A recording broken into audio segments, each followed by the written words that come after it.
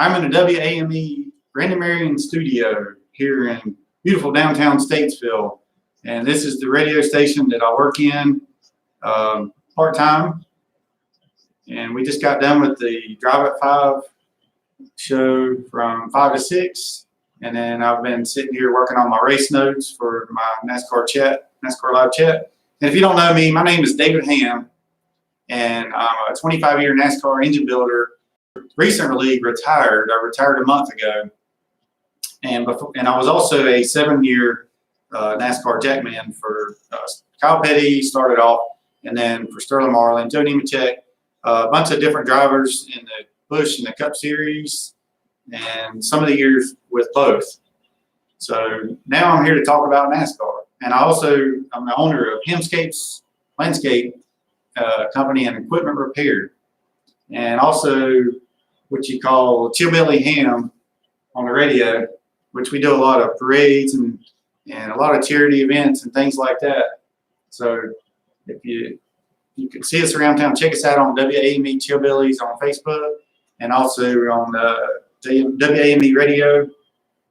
Tune in tomorrow evening. I'll be back on from 5 to 6, and I'll be back on Wednesday from 5 to 6, and then we're actually taking Thursday and Friday off. All right, so hey Terry Quinn, hey Linda Jinks, hey Rachel Rodman. I think Rachel was having a little bit of issues with her subway, so I'm glad to see you made it. But if y'all like this video, make sure you hit that like button. Because what I'd like to do, what I'd like to see is for YouTube to say, man, we got a lot of people tuning in, and a lot of people like this, and a lot of people like to chat. So then they'll start putting it out there more so more people can become involved. And come on here and talk with us. And NASCAR Fan 22, hello to you. Rachel, are you out of breath? Said she finally made it. Oh, there's Chad. What's up, buddy? Chad, I did find your sunglasses. You left them in my shop. You left them sitting on the fourth, whatever that Ford is I have sitting in there. All right, so we are the top 10 finishing order. This was in the Chicago race. Is Overton's 400 was Alex Bowman, Kyle Larson. Yeah, so as you know, Alex Bowman won his first race this weekend. And so congratulations to him. And Kyle Larson, Joey Logano finished 3rd, Jimmy Johnson 4th, Brad Keselowski 5th, Ryan Blaney 6th, Eric Jones, and then William Byron. All 3 Penske drivers finished in the top 6. And Joey also finished 2nd on Saturday. So he finished 2nd Saturday and 3rd on Sunday. And the stage winners were Denny Hamlin, Kevin Harvick, and Alex Bowman. And how many stages were in this race? Because it said Martin Truex and then Austin Dillon. I'm not sure. I'm not sure why I had that on my notes, but anyway, that's the that's that. And let's see, I have a rundown of lap by lap. That's what I thought, Chad. I thought there was only 3. I'm not really sure why. Sorry, I must have got my notes mixed up when I was doing that. So, but it's all good. We know what happened. All right, lap by lap. Austin Dillon had the pole, as you know. I think that was his 3rd pole of the season. The caution flag was out on lap 11 with lightning strikes. And I don't know if y'all saw any of those pictures from that track. I saw some pictures that some of the crew members were posting and the drivers. And man, that was some wild looking big old storms going on in there. I was like, holy cow. Hey, you get the pun, who's the guy, who was the old announcer that said, holy cow, and he was in Chicago? That one's for Beer Man. Not sure if he's going to tune in. But speaking of Beer Man, he's going to be down in Daytona. And yesterday was his wife, Jenna's birthday. I think it was like her, I don't know, 3rd anniversary of her 29th birthday or something like that. So if you're wondering why I'm here alone, first of all, Tracy's at work, and then Beer Man's still in Florida. Yes, he is still in Florida. Ain't that something? I don't know if he's ever going to come back home. I even went and mowed his grass the other day. What's up with that? Okay, so after a 3-hour delay, see, Jimmy Johnson, I guess, was leading at the time at the top of the leaderboard. It wouldn't have been halfway, so there's no way he could have been thinking that he was going to win. But after a 3-hour delay, engines have been fired back up at Chicagoland. Kevin Harvick on pit road with a blown right rear tire. Ryan Blaney pit road with a blown right rear tire. So what was going on with those right rears? And Clint Boyer blows a right rear and spins out coming in turn 4. What do those three have in common? They're all 3 Fords. You know, maybe it's too much horsepower. Maybe they were spinning that right rear tire due to all the horsepower. What do you think? So Denny Hamlin wins stage 1. Clint Boyer was slow down with the right rear down. Kevin Harvick wins stage 2. Caution is out. Kevin Harvick loose and hitting the wall in turn 4. So Alex Bowman scores his first career win at Chicagoland Speedway. And the rest is in the history books. So what we have now, does anybody have any questions, comments? Throw them out there. Because what I have next is the point standings. And I'm kind of curious, because in the point standings in the top 16, right now we have 7 Fords. And I actually meant to run over how many Chevrolets. And okay, so there's 3 Fords in the top 10 in the finishing order this past weekend in Chicago. We had Alex Bowman, who was a Chevrolet, Kyle Larson, Chevrolet. So the top 2 Chevrolets. Then we had a Ford, and then we had another Chevrolet, Jimmy Johnson. We had another Ford, Eric Jones, William Byron. Oh, all right. So in the, sorry, I just picked a scab and had blood on my leg. All right, so in the point standings, all right, NASCAR 22 fan says, looks like Hendrick Motorsports has 2 wins, one from Chase Elliott and one from Alex Bowman. That's correct. And the other Chevrolet would be, so I think is that the 3rd win for Chevrolet this year? Because Larson won, but it wasn't a points race, so I don't know that we really count that. And so Rachel says, David, have you seen the track at Chicagoland? Yes, Rachel, I have been there a couple of times. And I think on my last chat, I was talking about going to Chicago. And when I flew in, it was like Chad Hatter reminded me of the name of the TV show. What was the name of that show, Chad? It was like flying in, you see all these stacked up buildings like on top of each other. So I look out the airplane, I'm like, my gosh. I probably said, holy cow, you know, thinking about the person that I was giving y'all. Who was the person that said, holy cow? It was the announcer. Yeah, Chad, thank you again, buddy. You bailed me out. It was Family Matters. So the show that used to be in Chicago that reminded me every time I would fly over there and we would see those apartment complexes lined up, just like on the movie Family, or the TV show Family Matters. Yes. All right, so the point standings right now after Chicago is Joey Logano leading the points, Kyle Busch, Brad Keselowski, Kevin Harvick, Martin Truex, Denny Hamlin, Chase Elliott, Kurt Busch, Alex Bowman, Ryan Blaney, Eric Almirola, William Byron, Kyle Larson, Jimmy Johnson, Daniel Suarez, and Clint Boyer rounding out the top 16. And as I said earlier, right now there are 7 Fords in the top 16 in points, which is not too shabby.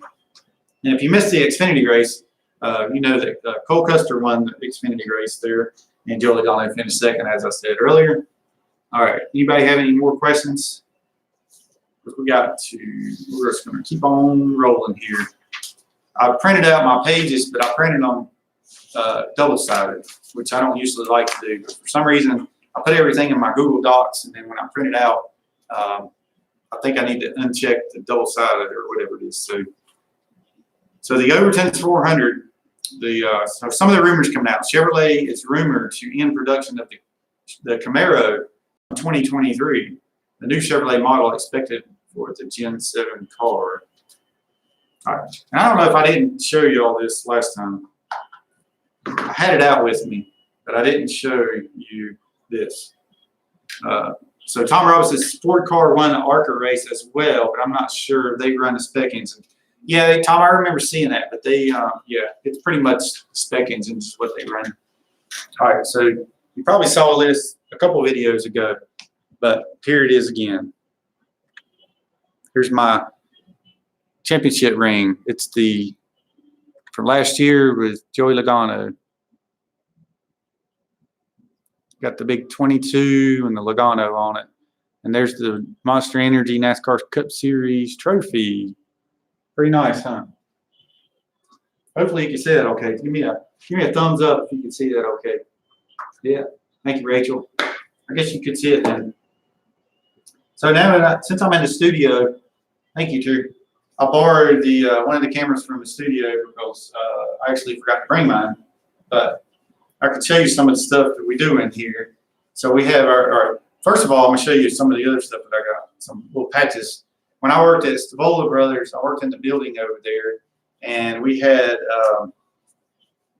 So we worked in, if you know the legendary Stavola Brothers building. So I would go upstairs, and I always saw they had different things sitting out on the shelves. And I guarantee you, this stuff probably would have ended up in the trash can. This has been, let's see, 2001. Whenever I ended up getting this stuff. So 18 years ago, when I worked over there. And there was one of the patches off the legendary Bobby Ellison car. How about this for the Buick? I'm looking at the camera so I can make sure you can see this. Okay, there we go. Buick. Pretty cool. And then here's another Buick patch. And then also the Van Camps. So I picked all these up from these were the driver uniform patches that they had sitting upstairs. I actually ended up giving Tom one of these this weekend for his birthday, since he made the drive down. He come down and saw me from Indiana. And yeah, so I've got a ton of stuff up in my attic. I just got to get up there and get it down. I got car collections and you name it. I've got the old little. They're not the legends as the legends are now, but they're cars that I bought years ago. I used to scoop them up whenever I would go into Walmart or somewhere and see those the cars from like the 60s and maybe some from the 70s that were actually the little scale cars from the 60s and 70s. So I have a bunch of those, and I also have 67 souvenir magazines from Charlotte, Rockingham, and Darlington. I have all of those stored in a box. And the way that I acquired most of those, some of them I actually picked up when I went to the racetrack. Like when I went to Phoenix the first time, I bought a souvenir magazine. Some of the tracks, whenever they were brand new, I guess like Kansas and different places, I would pick up a souvenir magazine. And so I've saved all of those. But some of the ones, I think the oldest one I have was 1969, but most of them are through the 70s. But how I ended up getting those was my uncle worked at a place called Anderson Press down in Charlotte. And what he did one time was he actually tossed all of the, we're sitting at a window so people were walking by. He actually tossed them out to the curb in a trash bag, I'm sorry. So me as a kid, I was probably 11 or 12. I went snooping. I was like, what is he throwing out down there? So I went down there and looked. And sure enough, I was like, man, I got to get these. So I took them to the house and stuffed them under my bed in the trailer that we lived in. And I ended up keeping them.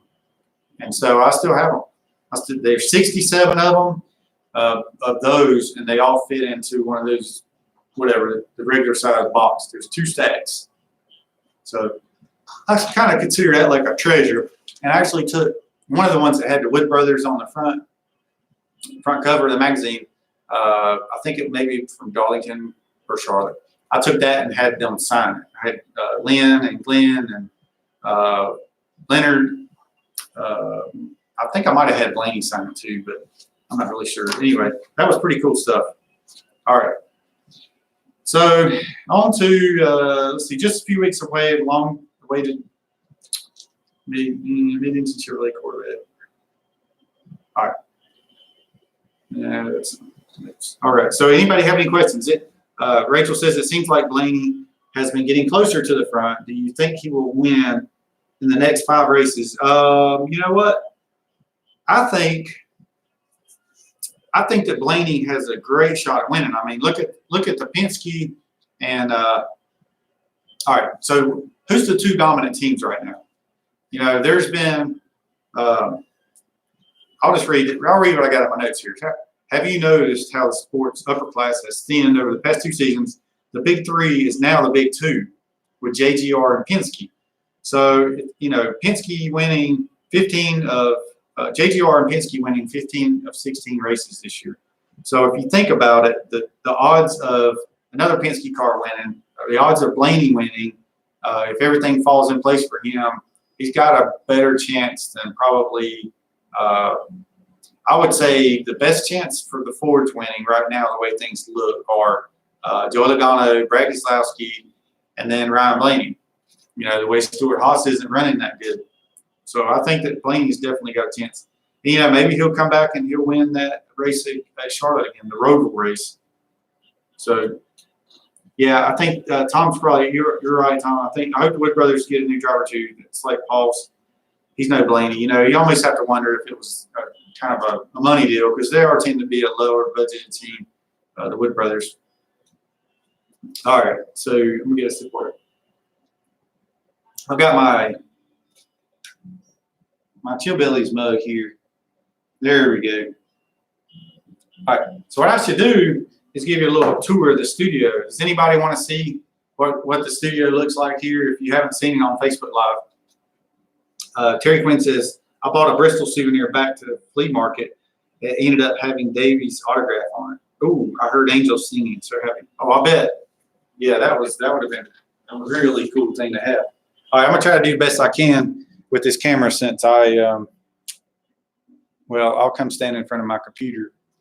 That way I can see what's going on with it live. All right, so here's inside the studio. Here is our banner. As you can see, there's me, Kudzu in the middle, and then Hash there. Well, what it is you can see Hash right here. Actually, his son, what they did was Kudzu took a cutout and put Hash's son on here, and they called it hashtag because he's been coming in. Sometimes he comes in and helps out with the show every once in a while. And then there's Little Tom and Frankie show. They're on Wednesday nights. And there's the view of outside of downtown Statesville. And you see that black truck sitting out there. Now, Tom, don't get mad, but that is a Chevrolet truck. That was the truck that used to belong to my dad. Now my son is driving it. So it used to be a red truck. We ended up painting it black. So yeah, here we go. And there's downtown Statesville. All right, and here's the computer that runs the radio. This is where Billy sits. Or actually, this is the board that I'm supposed to be learning. Right there. That's the soundboard. There's the computers. One computer runs off of Spotify. One computer runs off of YouTube, and then there's the Simeon computer, which is running the show as we speak. It's running off of a computer. So the next song will be in Q or K or whatever you want to call it, and then that's what's playing all night long. Because since there's no DJ sitting in here, I guess they're still called DJs. You know, it's sort of one of those things. They used to be called disc jockeys because they were spinning records. But nowadays, things have changed a little. You don't really spin records anymore. Everything's done digitally. All right, so that's the tour of the station. So, all right, so David, I just can't be mad at you. But it's time to get on the right side. I know what he's saying, get on the Ford side. Go buy a Ford. I know, I get it. Yeah, Rachel, that doesn't look easy to learn. Yeah, I got to learn that. So I'm going to be coming in here extra early in the mornings and learning to run that board. So it should be interesting. All right, so some other news going on. What is this? Okay. All right. The Ford Toyota dominance comes in spite of NASCAR's push for parity in the form of a low horsepower package to keep the cars closer together, to make the teams more competitive and create a more diverse playoff field. Chevy has a decline in their new Camaro, only seeing one win with HMS NASCAR, and the teams need to find a way to even out the field. So I guess that's where, Chevrolet is going to make a change to their Camaro. So I guess they're hoping that puts them back, back in the winner's circle. So we shall see on that. When something's not working, then it's time to make a change. I don't really care because, as you know, I'm a NASCAR fan, but I'm not a big Chevrolet fan. I mean, even though I started out in Chevrolet, working for Chevrolet, but, that was then. Then I came over to the other side, which is to the Ford side. All right. Have you massive wholesale changes? All right.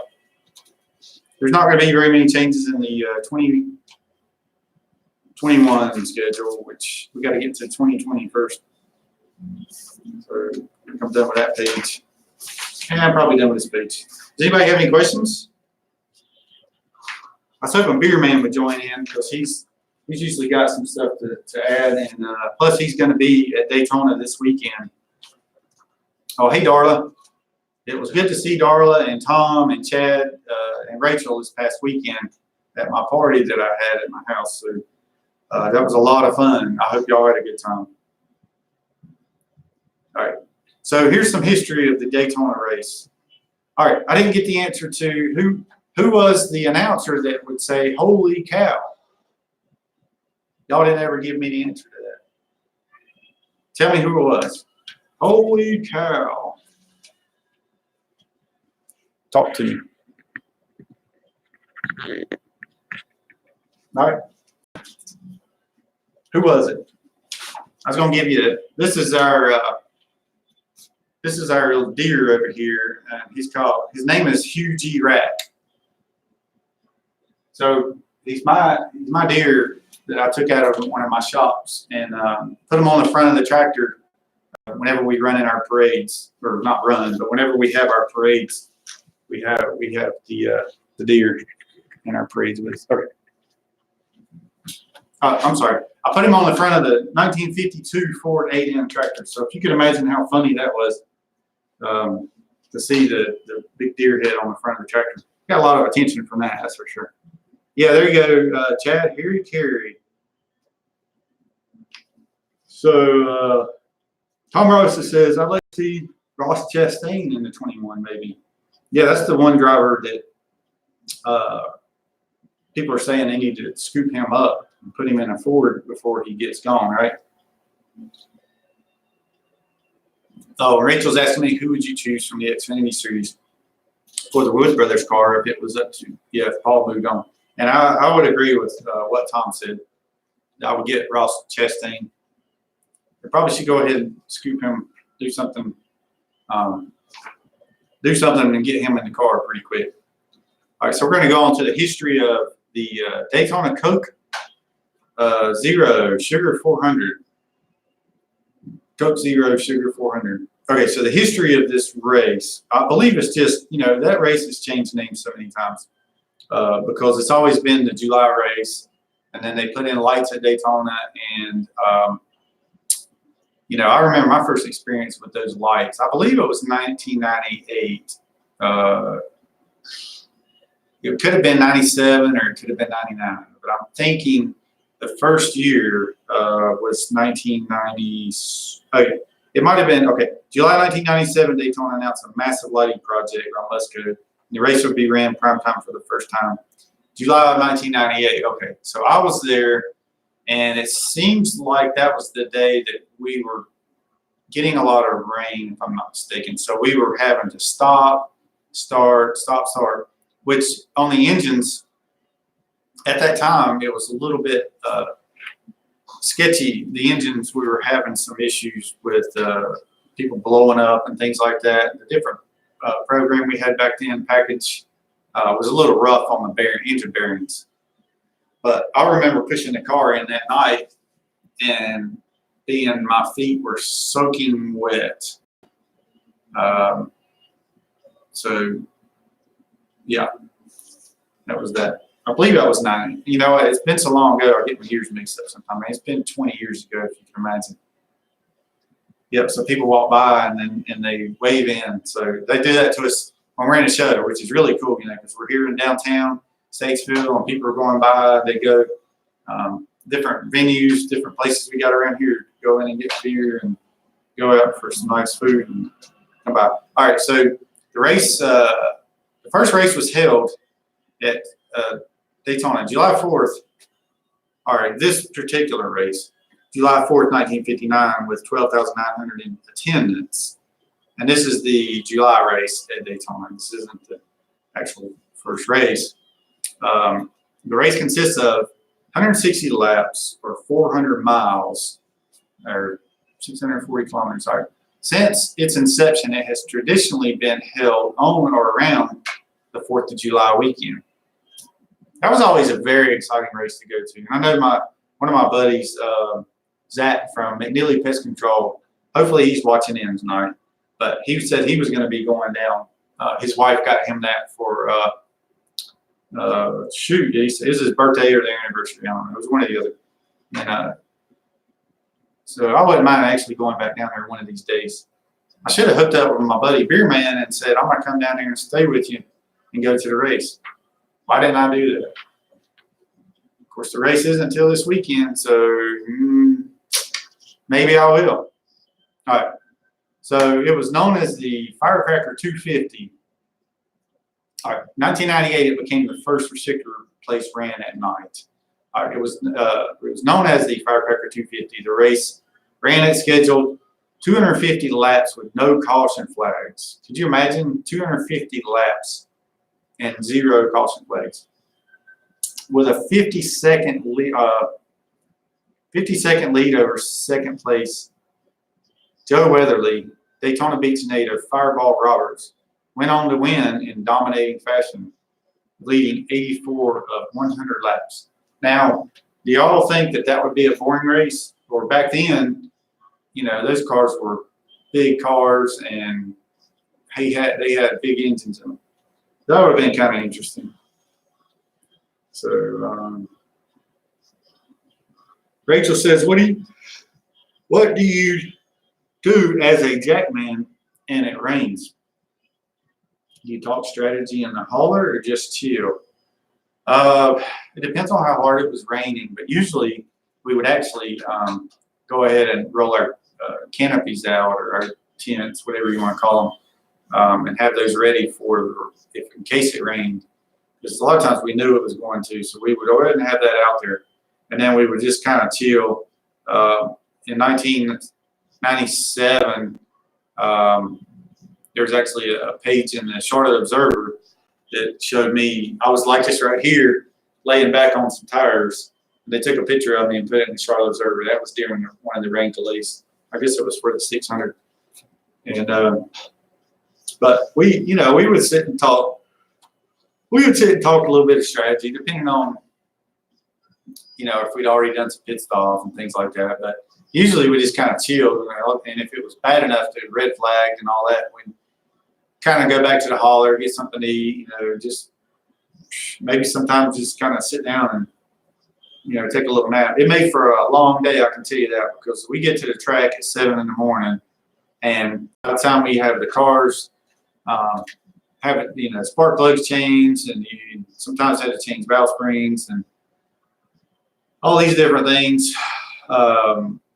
We go shoot, and then if the race was rain delayed and we ended up running at night, it was crazy.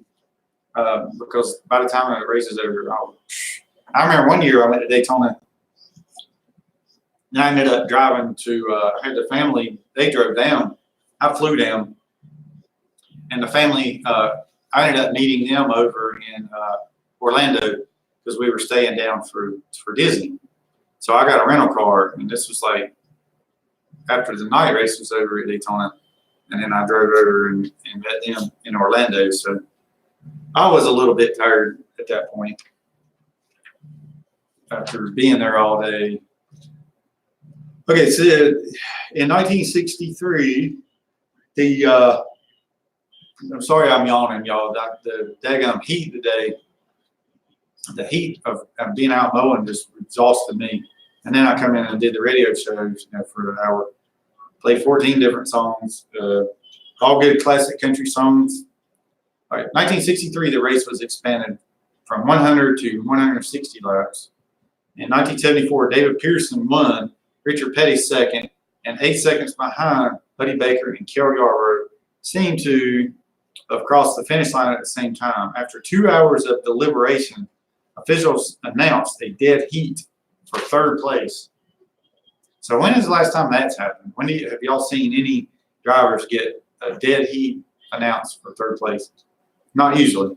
The only tie recorded in NASCAR history. Okay, so that answers that. During the race, 9 drivers exchanged the lead 49 times, a race record that stood until it was broken in 2001 with 57 lead changes between 25 drivers. How about that for statistics? Oh yeah, Rachel, I do. I actually have the that picture. She asked me if I saved that picture from the Charlotte Observer. I actually have the newspaper article, and it seems like they sent me a picture, but I'm not positive about that.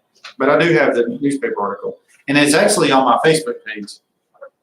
If you go into my Facebook and look where it says racing pictures, and then that one, I believe it's under the more racing pictures. So yeah, it's on there. So Nancy says, I'm still trying to find out what drivers do when they have to go to the bathroom. LOL. Well, some drivers, they have their own programs. Some of them just do it. There's other ways, like the IndyCar. Some of the drivers that come in from IndyCar, like Robbie Gordon, they had another way. And I won't get into too much details, but basically, the way he did it is it ended up running out into the floor. So, but yeah, that Rachel says they just go, Nancy, right in the first seat. That's what the champion is there to cover up. The champagne is there to cover up in case of a wreck inside the car. Yeah, they do. They lose a lot of water weight too. So a lot of times they don't really have to go because they're sweating out so much. All right, on July 1987, after Bobby Allison's massive crash at Talladega, the cars were fitted with 390 CFM carburetor. The change helped slow the cars down several miles an hour. On the final lap, Ken Schrader flipped upside down in a triangle as the field crossed the finish line. It would be the final race at Daytona without a restrictor plate. So in case y'all don't know what the restrictor plate is, or what we used to run restrictor plates, and that was just I guess it was, okay, I was trying to think of the best way to explain it. It's like the size of probably this right here. Okay, imagine this plate. This is what NASCAR used to run. Now they got taper spacers, and they got a 550 and a 750. Yeah, and so the taper spacer was about this size, and it was probably not real thick, and it would have 4 holes in it. Here, I'll just draw it out.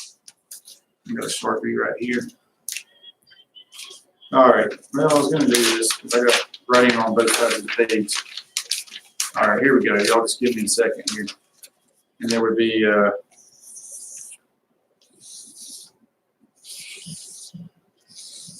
all right, kind of like this. You see okay. Trying to get it where there we go. You see the 4 holes there? Sorry if I'm yelling right in the microphone. All right, so that would be a restrictor plate, but the holes went all the way through. And that was what they would limit the amount of air going into the engine by putting those holes, and that would go underneath the carburetor. The carburetor, basically what it does is there's valves in it to open up, and there's 4 holes. You got your primaries and your secondaries, and then as air goes through the Venturi boosters, it creates such a vacuum that it draws air from the fuel bowl and then puts air inside the fuel. It draws fuel from the fuel bowl and then shoots air inside the engine. And you have the accelerator pump inside the carburetor. Whenever the driver mashes on the pedal, it shoots more fuel because at the same time the throttles are opening up, and then that's letting more air in the engine. So an engine is basically like a giant air pump. And then when you mix fuel and air together, it goes in the engine, the piston comes up in the cylinder, the spark plug ignites the fuel and air mixture just before it comes up to top dead center, and then it ends up pushing that piston back down. And so you got 8 cylinders, and that as the piston pushes down, it turns a crankshaft. And then the crankshaft, you end up going through the transmission, and that's how you get power to the wheels. All right, through the gears and all that kind of stuff. All right. Sorry, I got a little bit carried away there, probably. Maybe a little technical, but I'm going to go back and read these comments. Let's see. Thankfully, Chris, I think David has wore a depends when he knows he's drinking his knockout margaritas. LOL. Yeah, Tom, you know, you remember that story about my margaritas? Heck, I don't even remember it. But I remember telling you about it. It had nothing to do with depends, that's for sure. But it did have something to do with turning the oven on and then going to bed. I don't know what I know what else. Yeah, that is an inside joke, Tom. Thanks, pal. Happy belated birthday, yes, to Sterling Marlin, the big 62. I think that was yesterday. I think it was the same. Jana's birthday was the day before yesterday or something. I don't know. It might be the same day as Jana Trevison, Scott's Beerman's wife. Yeah. Well, thank you, Rachel, for I guess you like my explanation. So I can actually, one of these days, what I might do, I've got a bunch of carburetors in my shop. So what I could do is take a carburetor and show you exactly what. Now, this is what NASCAR uses in the Xfinity series. They don't use carburetors anymore. In the Cup series, they use a throttle body because it's all fuel injected. So you actually have a throttle body, which basically lets air in the engine, and then it sends a signal to the computer through a throttle resistance sensor. So the computer says, okay, the throttle is at 80%, so we need to keep the injector open this much longer. Okay, so the injector will pulse like 15 times a second, and the longer the pulse, there's fuel pressure built in to the system. So the longer the pulse, the more fuel shot. So it goes off of that. It goes off of coolant temperature sensor, the barometric pressure sensor, and then you can get really technical with it. You can have manifold air temperature sensors, and but we also have a MAP sensor, which is the manifold absolute pressure sensor.